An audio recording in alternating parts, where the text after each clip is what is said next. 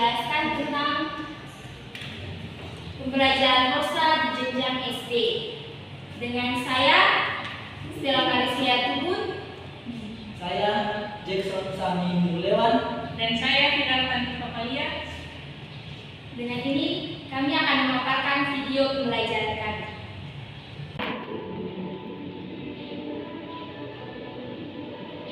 Selamat siang anak-anak.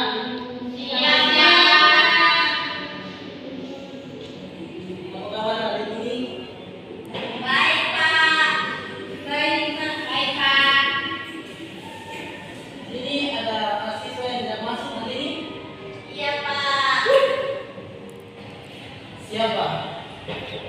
Jirpa, Pak. Ya, Jipa.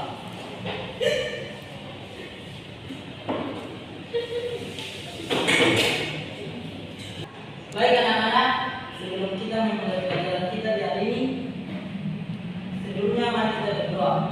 Berdoa menurut agama dan kepercayaan kita masing-masing. Untuk berdoa, mulai.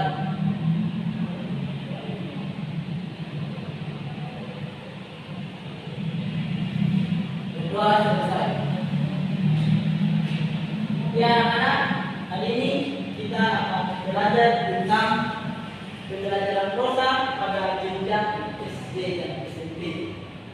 Apakah ada yang tahu apa itu pengertian prosa? Tahu, Pak.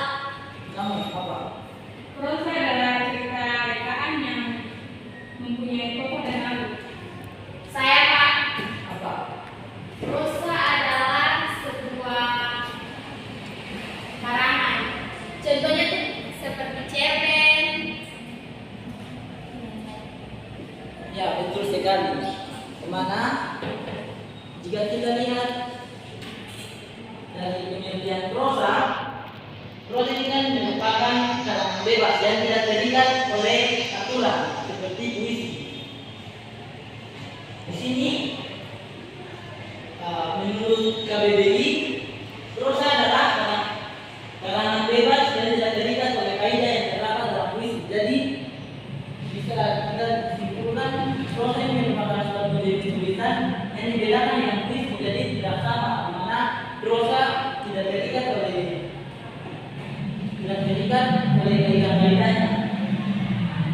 Ya anak-anak, prosa menurut pengertian kami itu adalah karangan yang bebas. Maksudnya ini adalah karangan yang tidak terikat oleh aturan tertentu seperti kata dalam puisi yang sudah Pak jelaskan tadi. Sedangkan menurut penelitian baru, prosa adalah karangan yang bersifat terurai, di mana maksudnya itu adalah karangan yang disusun menjadi beberapa paragraf.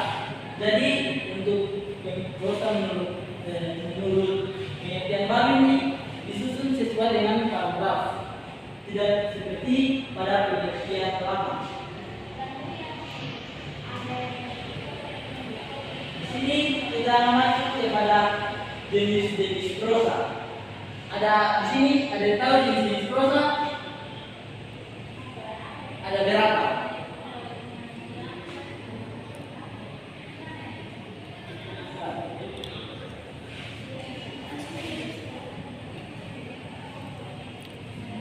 Ada dua, Pak. Apa itu? Prosa fiksi dan non fiksi. Kamu Sama Pak. apa? Prosa fiksi dan Ya, dijelaskan yang tadi betul. Di sini jenis prosa betul jenis prosa fiksi dan non fiksi. Tetapi pada materi yang ini di sini memiliki 4 jenis prosa. Yang kita lihat yang pertama yaitu prosa naratif, prosa deskriptif, prosa eksposisi dan prosa apa? Argumentasi. Betul sekali. Yang kita masuk pada prosa naratif. Prosa naratif adalah karangan yang isinya itu menceritakan suatu peristiwa atau kejadian dengan tujuan agar pembaca seolah-olah mengalami kejadian yang diceritakan itu. Di sini ada yang pernah baca prosa yang seperti tentang superhero atau pahlawan, tentang Superman yang seolah-olah itu dia mengalami kejadian itu.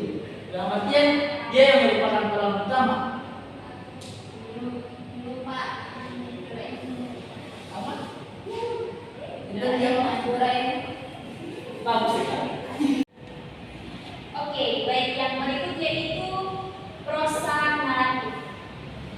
Jadi prosa naratif ini yaitu karangan yang isinya menceritakan tentang suatu peristiwa atau kejadian dengan tujuan agar pembaca seolah-olah mengalami kejadian yang diceritakan itu. Jadi artinya adalah pengarang membuat suatu cerita atau suatu karangan dengan menggunakan keahlian dia untuk membuat pembaca itu seolah-olah merasakan bahwa dia merupakan pemeran utama dari cerita tersebut. Jadi dia bisa merasakan apa yang dirasakan oleh orang yang menceritakan. Jadi dia bisa merasakan atau dia bisa memposisikan dirinya itu sebagai orang yang ada di dalam cerita itu. Jadi bukan hanya dia membaca, namun dia juga bisa merasakan apa yang dirasakan oleh tokoh yang ada di dalam cerita tersebut. Itu ketika orang dapat sampai pada posisi itu, maka pengarang bisa disebut sebagai pengarang yang sudah menempati level yang baik karena sudah bisa mempengaruhi pembaca untuk ada dalam karangan yang dia buat. Kemudian yang berikutnya itu setelah naratif kita masuk pada prosa deskriptif, yaitu karangan yang isinya menggambarkan suatu objek sehingga pembaca seolah-olah melihat sendiri objek yang digambarkan itu. Nah, ini biasanya terdapat dalam komik-komik. Sampai di sini anak-anak di sini yang sudah pernah baca komik atau sudah pernah ada yang sudah pernah lihat? Oke, baik. Jadi karena sudah pernah lihat dan mungkin sudah bisa menalar sendiri. Jadi di situ pengarang seolah-olah bukan hanya tulisan, tapi dia juga memaparkan gambar-gambar sehingga pembaca juga salah satu tujuannya untuk menarik minat pembaca karena bukan hanya dari tulisan tapi juga gambar. Oke, yang berikutnya itu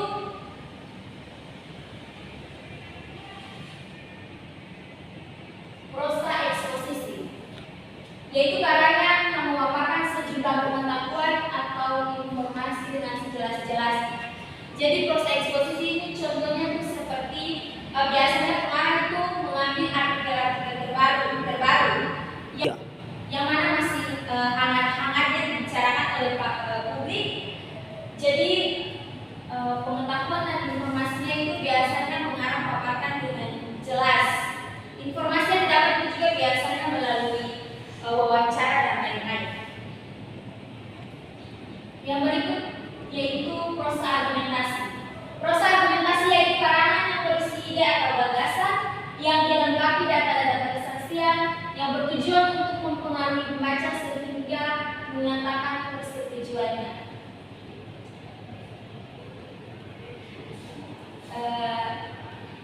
Jadi pada prosa argumentasi ini pengarang itu dia mengumpulkan data itu dari kesaksian-kesaksian. Contohnya itu seperti yang tadi sebelumnya, jadi dia lebih langsung ke tempat kejadian. Contohnya seperti ada musibah kebakaran atau lain sebagainya, yang mana dia mau menghubungkan informasi itu dia langsung ke TKP atau tempat kejadian perkara. Jadi di situ dia bisa mengumpulkan informasi dan informasi yang dia dapat itu bisa valid sehingga dia bisa menyebarkan informasi itu dan bisa membawa pengetahuan bagi pembaca. Mohon maaf anak-anak kalau terlalu cepat bisa dibilang agar ini bisa menjelaskan dengan jelas. Oke, yang berikut kita masuk pada unsur-unsur prosa. Unsur-unsur prosa ini terdapat 6. Yang pertama tema, kemudian tokoh, latar, amanat, alur, dan yang terakhir yaitu sudut pandang. Tema ini merupakan jiwa dari seluruh bagian cerita. Jadi jiwa berarti siapa di sini yang sudah pernah dengan tema? Mungkin bisa menjelaskan pengertian. Berbeda dengan pengertian ini, menurut pendapat kalian sendiri bisa menjelaskan tentang pengertian tema di luar dari pengertian yang sudah ibu paparkan di sini.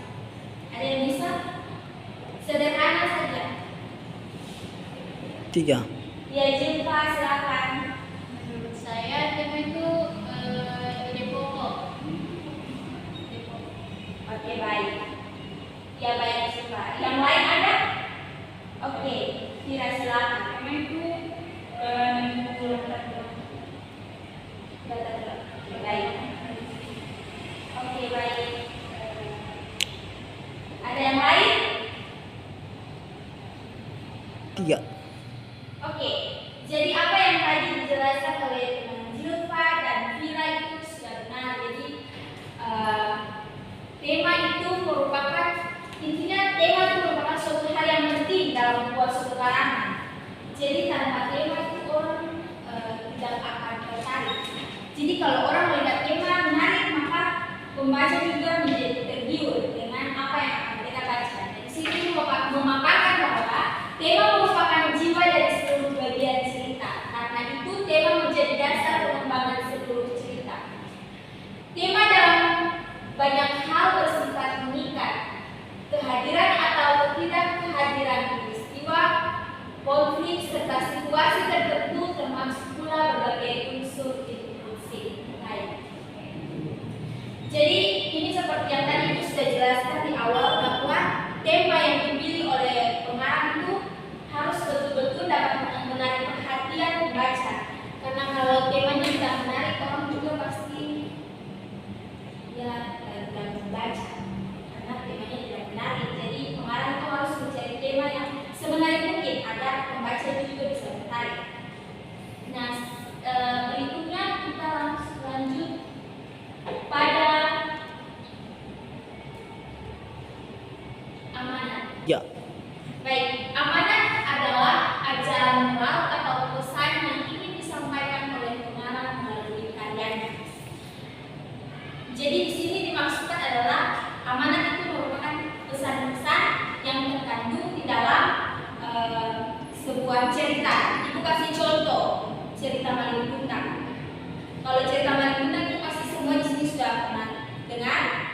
Jadi cerita Malin Kundang itu menceritakan tentang seorang anak yang durhaka terhadap ibunya. Kita bisa menyimpulkan bahwa pesan yang terkandung dalam cerita itu, kita sebagai anak-anak harus menghormati orang tua, tidak boleh berkata kasar dan lain sebagainya.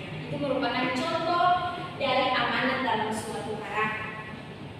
Baik, yang berikutnya yaitu tokoh.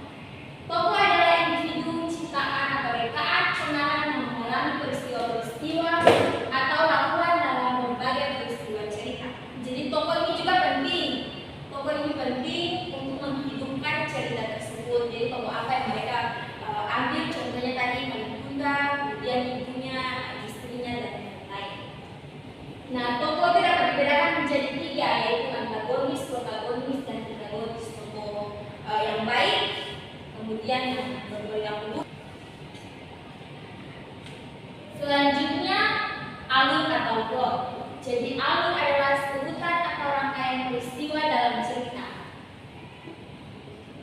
Jadi alur itu dapat disusun berdasarkan urutan waktu, kemudian berdasarkan hubungan sebab akibat, dan yang terakhir berdasarkan tema cerita. Nah, kalau berdasarkan urutan waktu yang terjadi itu, contohnya dari lahir sampai tokoh itu dia meninggal.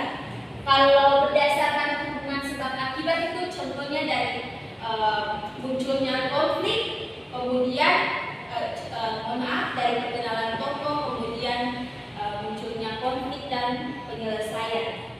Jadi ada sebab dan akibat. Kemudian yang ketiga yaitu berdasarkan tema cerita. Kalau ceritanya tentang Malin Kundang, pasti mereka ambil alur mundur dari masa lampau. Contohnya seperti itu. Oke, yang berikutnya yaitu tentang latar. Latar adalah segala keterangan, petunjuk, pengacuan yang berkaitan dengan waktu, ruang, suasana, dan situasi terjadinya peristiwa di dalam cerita itu. Terdapat 3, yaitu latar tempat, latar waktu, dan latar sosial. Tempat itu di mana terjadinya peristiwa itu, kemudian latar waktu itu kapan terjadinya, dan latar sosial itu siapa saja yang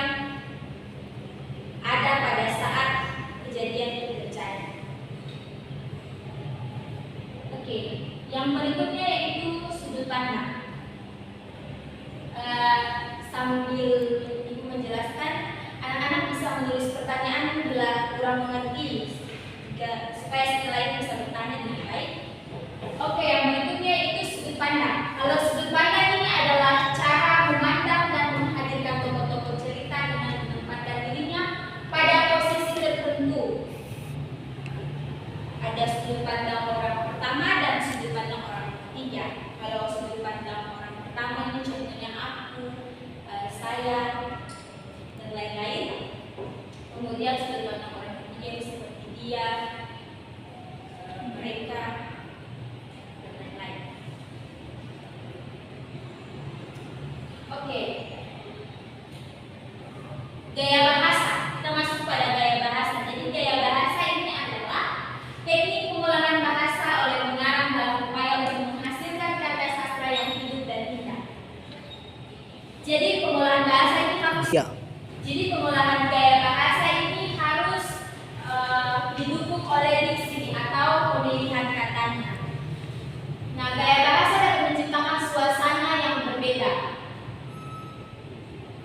berbeda-beda, yaitu berterus terang, menjengkelkan, simpati, emosional dan sebagainya.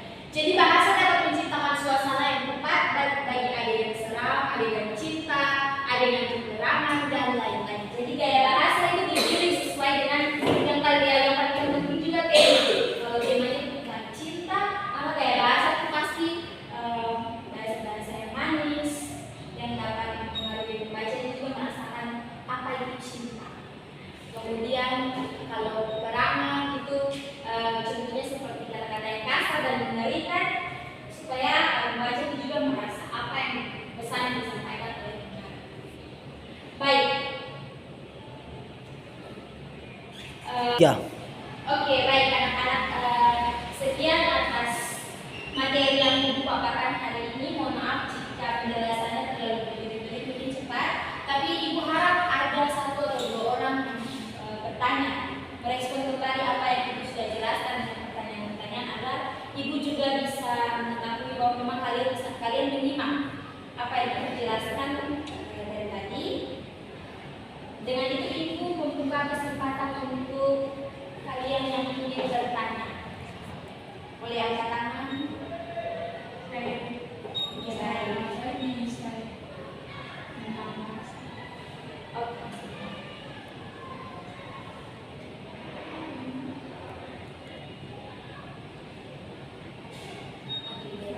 Silakan pertanyaan. Tadi kan ibu jelaskan tentang bahasa dapat menciptakan suasana yang tepat bagi adegan. Ya. Ibu bisa memberikan contoh kalimat tentang bahasa yang menciptakan suasana untuk adegan seram. Oke, untuk adegan seram. Baik, terima kasih untuk pertanyaan. Oke, jadi tadi saya menjelaskan bahwa bahasa itu dapat menciptakan suasana yang tepat bagi adegan.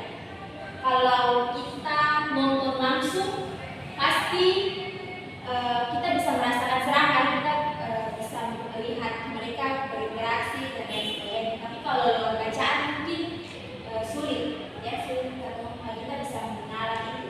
Tapi contoh adegan atau contoh kalimat, mungkin yang seram itu contohnya, contoh seperti pengarang itu dia menulis bahwa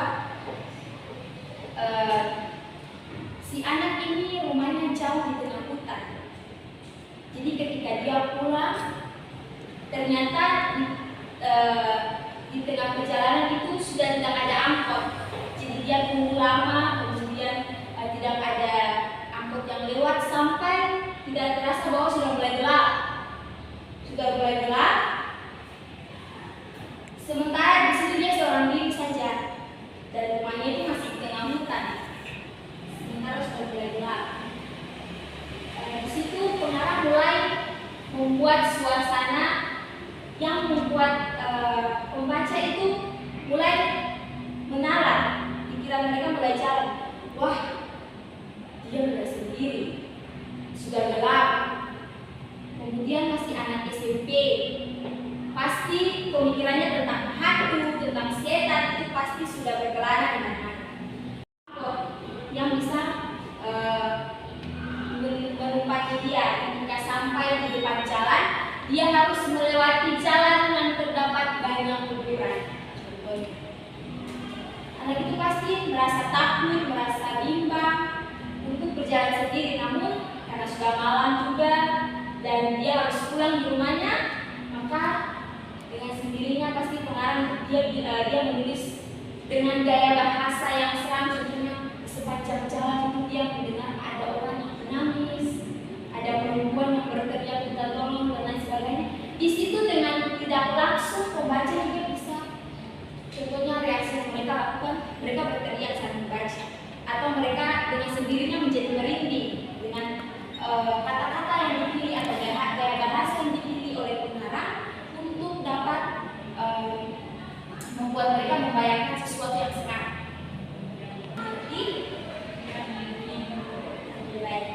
Ada lagi yang mau bertanya?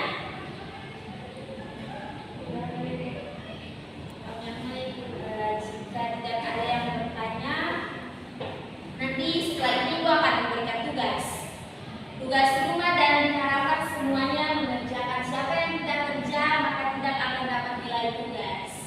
Sampaikan juga untuk teman-teman yang tidak hadir hari ini, kirim salam manis untuk mereka dan sampaikan bahwa ada tugas yang diberikan oleh ibu di hari ini dan harap tugasnya dikumpul pada hari Rabu. Oke. Ya baik. Jadi sampai di sini pertemuan kita. Sampai ketemu minggu depan dan selamat siang. Ya, demikianlah presentasi dari kami. Sekian dan terima kasih.